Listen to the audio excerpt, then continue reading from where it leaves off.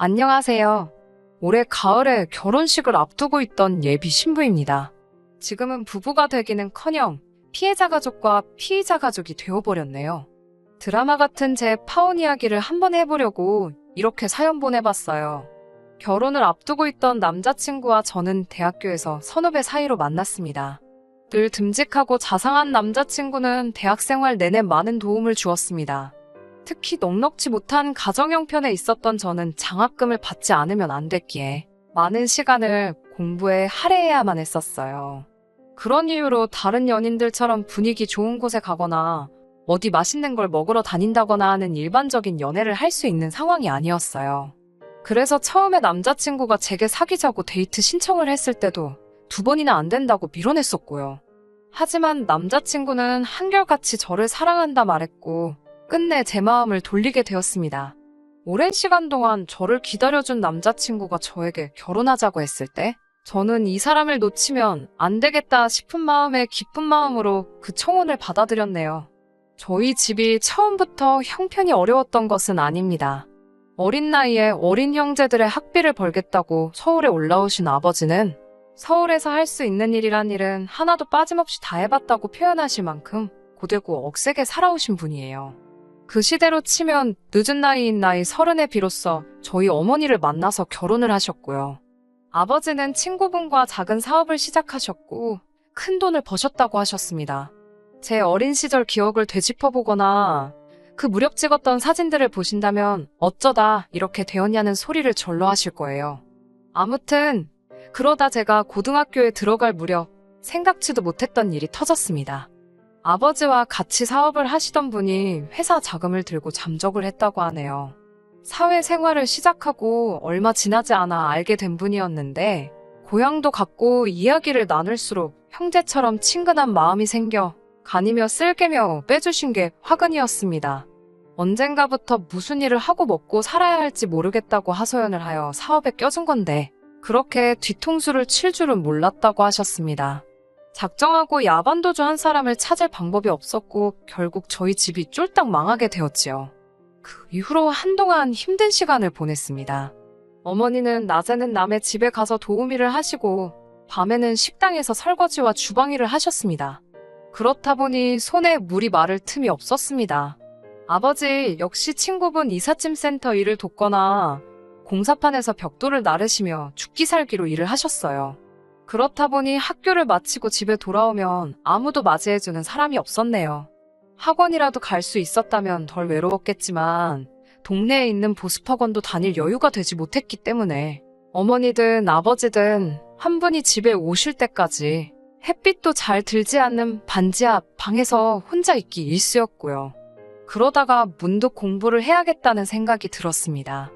열심히 공부해서 꼭 성공해서 2분을 편하게 모셔야겠다 마음을 먹게 되었지요. 손에 물집이 잡혀서 연필을 잡을 수 없을 만큼 죽어라 공부를 하니까 당시 반에서 중간 정도이던 제 성적은 조금씩 올라가기 시작하더군요. 그러다 대입이 가까워졌을 무렵에는 학교에서 전교 1등 자리도 하게 되었습니다. 부모님 2분 다 해준 것도 없는데 대단하고 기특하다며 얼마나 기뻐하시던지요. 그 이후에는 한국에서 5손가락 안에 꼽히는 대학의 경영학과에 입학했고요. 사연 많은 저와는 달리 남자친구는 한눈에 봐도 곱게 자란 사람처럼 보였습니다. 부자들이 많기로 이름난 동네에서 고등학교를 나왔다는 남자친구는 대학교도 저에 비하면 비교적 수월하게 들어온 편이었습니다.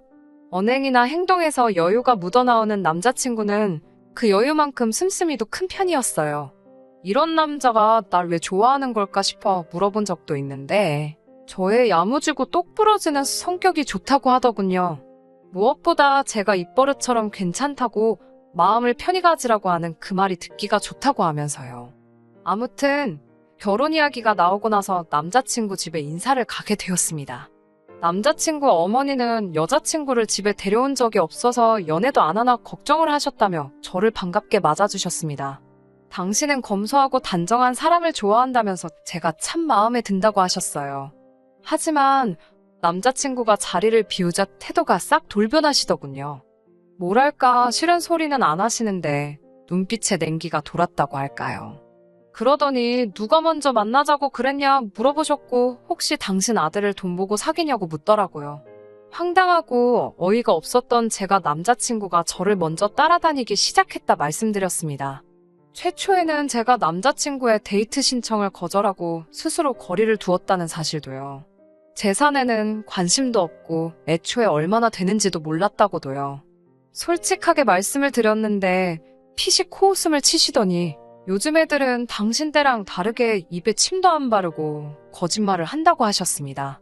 저는 거짓말이 아니고 진짜니까 남자친구한테 직접 여쭤보시라고 했더니 당신 아들은 눈치도 빠르고 착해서 물어보면 제가 원하는 대로 대답을 할 거라 했습니다. 어이가 없고 황당해서 다시 한마디 하려는데 자리를 비웠던 남자친구가 돌아왔습니다. 그러자 남자친구 어머니는 언제 그런 일이 있었냐는 듯이 저와 이야기를 해볼수록 통통 튀는 매력이 있다며 남자친구에게 제 칭찬을 하시더군요. 이 일을 겪은 뒤 저는 남자친구에게 이별을 통보했습니다.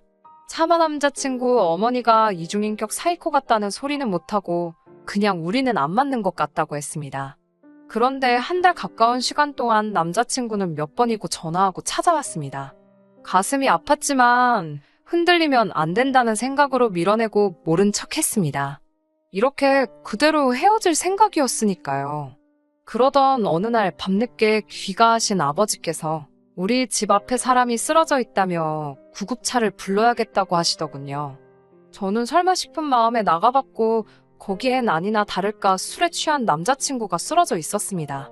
아버지께서 아는 사람이냐고 물어보시기에 저는 그동안 있었던 일을 솔직히 털어놓았습니다. 저와 사귀던 사람이고 인사까지 갔었다는 이야기를요. 이야기를 다 들으신 아버지께서는 한참을 생각하시더니 그래도 이렇게까지 매달리는 걸 보면 남자친구가 저를 참 좋아하는 것 같다며 한 번 더 기회를 줘보면 어떻겠냐 하셨습니다. 그리고 남자친구 어머니는 한번 직접 만나 뵙고 싶다고 하셨어요. 혹시 오해가 있었을 수도 있지 않냐면서요. 그렇게 남자친구와 저는 다시 시작하게 되었고 이 모든 게 저희 부모님 덕분이라는 걸 알게 된 남자친구는 이미 마치 사위라도 됐냐. 저희 부모님에게 정성과 시간을 쏟으며 참 잘하더라고요. 그리고 얼마 지나지 않아 남자친구의 과거를 알게 되었습니다. 하루는 남자친구가 저희 아버지와 호프집에서 맥주를 마시고 있다고 하더라고요. 제가 집에 언제 가려고 그러냐고 얼른 가라고 하자 자기는 집이 싫답니다. 그게 무슨 소리냐고 물으니 자기 집에는 다 가짜밖에 없대요.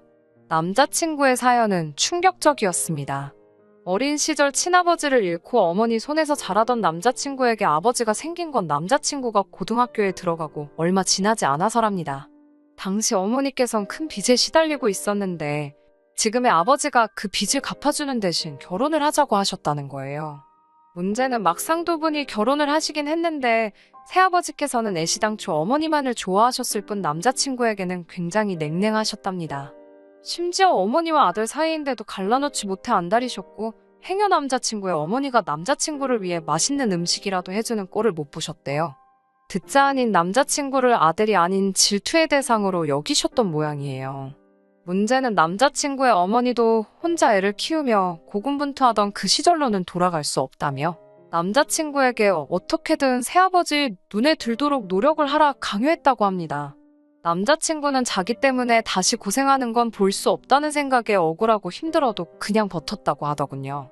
저는 그렇게 힘들었으면 독립을 하지 그랬냐고 물으니 잠시 말을 잇지 못하던 남자친구는 용기가 없었다고 했습니다.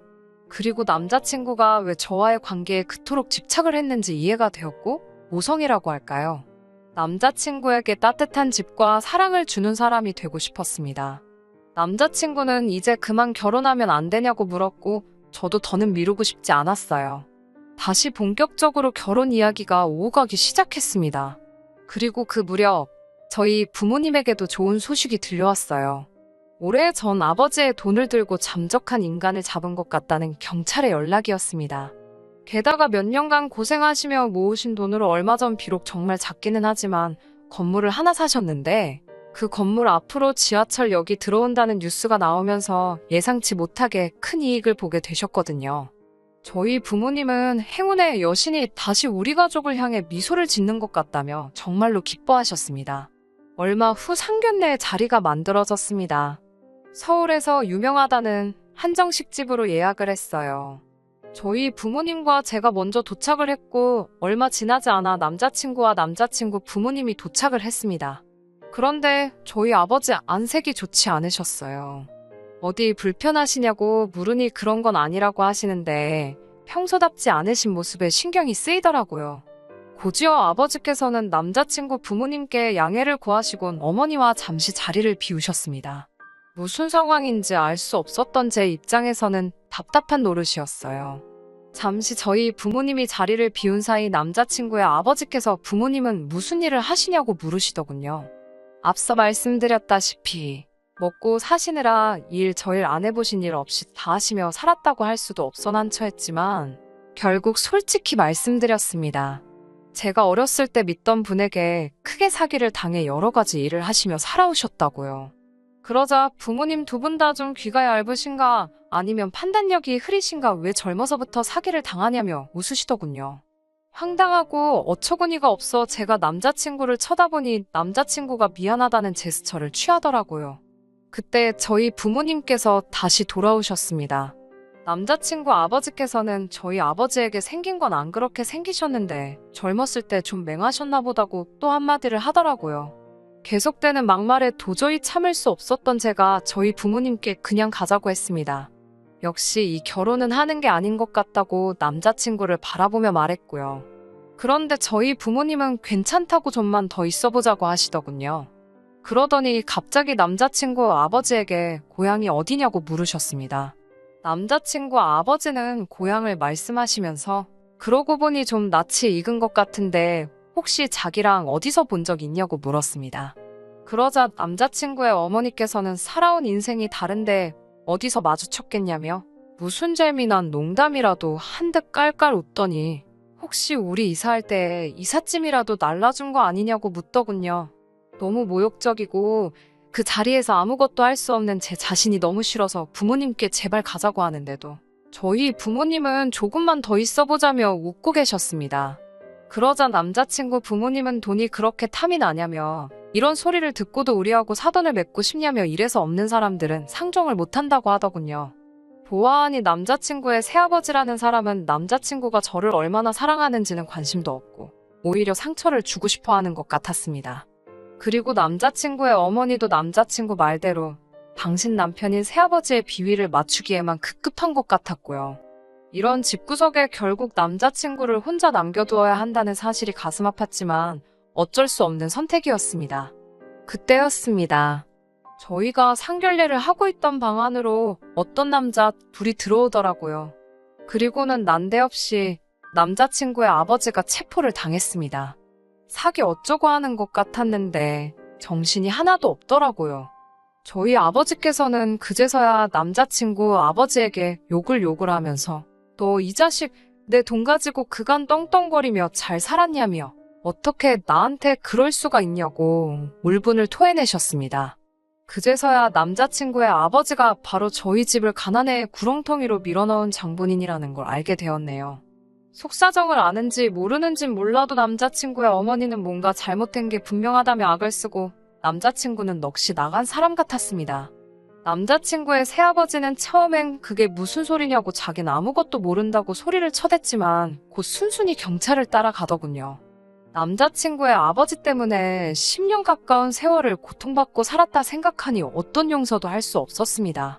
비록 남자친구의 친아버지는 아니었지만 솔직히 남자친구를 우리 가족으로 받아들일 수가 없었습니다. 저희 가족이 응당 누리고 살았어야 할 삶은 남자친구의 가족이 누리고 살았다 생각하니 남자친구를 사랑하는 마음과는 별개로 원망스럽고 믿기까지 하더라고요. 저는 남자친구에게 다시 한번 진짜로 이별을 고했습니다. 남자친구는 저와 헤어질 바엔 어머니와 인연을 끊겠다고 했지만 천륜이 그렇게 쉽게 끊어질 수는 없다는 걸 알기에 그럴 것 없다고 했습니다. 남자친구의 어머니가 설령 그 사기꾼과 이혼을 한다고 해도 머리로는 이해를 한다고 해도 마음에서 남자친구를 예전처럼 받아들일 자신이 없었습니다. 비록 시간이 걸리겠지만 남자친구의 아버지와 절대로 합의를 할 생각이 없기 때문에 어찌됐건 법적인 책임은 피할 수 없을 거라고 믿어요. 명색이 제가 직업이 기자인데 다시 미꾸라지 빠져나가듯 두진 않을 겁니다. 쉽게 포기하지 않고 부모님의 서름을 꼭 풀어드릴 생각이에요. 지금도 저희 아버지는 이 일로 제가 큰 상처를 받진 않았는지 걱정하십니다. 하지만 제게 부모님보다 소중한 사람은 없어요. 그렇기에 괜찮고 앞으로도 잘 살 수 있을 거라 믿습니다. 이렇게 털어놓으니 속이 후련하네요. 법적인 처벌까지 받고 나면 후기 들려드리러 또 오겠습니다. 끝까지 들어주셔서 감사합니다. 오늘의 사연은 여기까지입니다. 구독과 좋아요, 알람 설정 부탁드리고 더 좋은 사연으로 다시 찾아뵙겠습니다. 감사합니다.